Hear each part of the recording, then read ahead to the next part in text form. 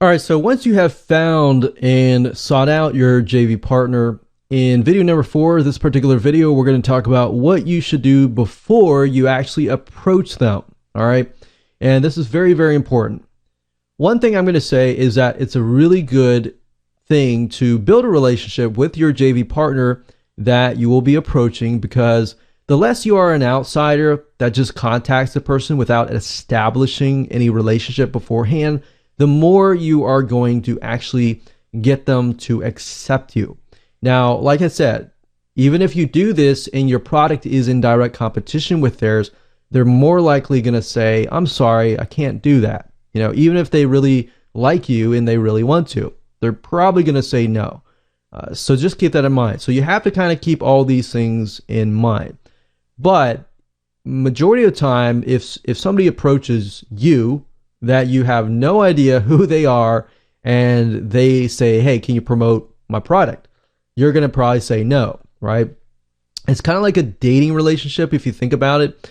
You don't go up to a person and say, hey, will you marry me, right? You have to build a relationship first. You have to be like, hey, you want to go on a date? Or hey, let me buy you this lunch, or let me buy you this dinner. And it doesn't have to be a dating relationship. It could be a friendship, or anything like that. You could be like, hey, hey, I'll bring you out to lunch and let's talk, So you do it step by step like that, and eventually it becomes a relationship, right? So same with the JV partner.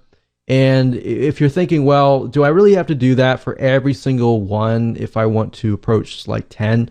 In my opinion, I would do that, because you think about it, that JV partner could yield anywhere from, a couple thousand to 10 grand to 6 figures. I mean, who knows? Because if you build a really good relationship and they see something in you that they feel like, they could work with you and y'all can work together, then guess what? You have landed yourself a big JV partner. And that's really the goal here, is to help you do that. So by doing the small things that we discussed in this video, your JV acceptance rate is most likely going to increase. Now, a few tips you could use is when you approach JV partners, you really need to know about their products. Ideally, you would like to probably be good to subscribe to their list. Don't respond to their emails, especially subscribe to the emails. And when they send an email out, don't respond to their emails with your proposal. Instead, what you want to do is respond with building a relationship. Nothing is more annoying than actually getting, a JV proposal straight up after you've blasted an email out. So, like I said, go slowly, build a relationship first. I mean, we talked about this earlier, but think about it as a dating relationship, or think about it as, just a friendship. You never ever ask for a hand in marriage or on the first date, right? Although I have heard of such cases, and I know people who have been asked for their hand in marriage on the first date before. And unfortunately, I've seen those cases. In those cases, all those people do is they share with other people about what happened.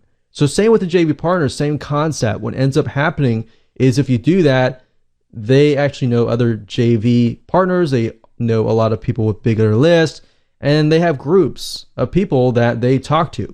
So you never want to be that person, okay? So one way of doing this is buying their products. JVs are more likely to look at what you're offering, and that's not a guarantee or anything like that, but most likely they're going to take their time if you took the time, right? It's a two-way relationship. If it's a one-way relationship, they're going to feel like you don't care, you just want money, you just want to use them, right? You never want to feel that way. So same thing in this case. Give them positive feedback, buy their products, see what things could be improved, and don't do it in an annoying way. Do it in just a constructive criticism way, in a helpful way, and show them how you're using their product. One thing that you could do is create a case study based on their product, or even create training or create something around their product and then show them and say, hey, I created this, or I tested this product and here's my case study. People have done that before, and I was just wowed and amazed. And that really, really steps things up to a whole new level. All right. So show them how you're using their product, build a relationship with them, get advice from them, or even pay consultation. Of course, don't be the guy who just contacts them all the time, free advice. Pay them for consultation. Try to get to know them really, really well on a more personal relationship. Because guess what? Then they'll trust you, they'll know you better, and then, as you know, the relationships that you have and the connections that you have are really, at the end of the day, are what going to help you get in. All right, so now you know that. Let's talk about things you must have before you approach them.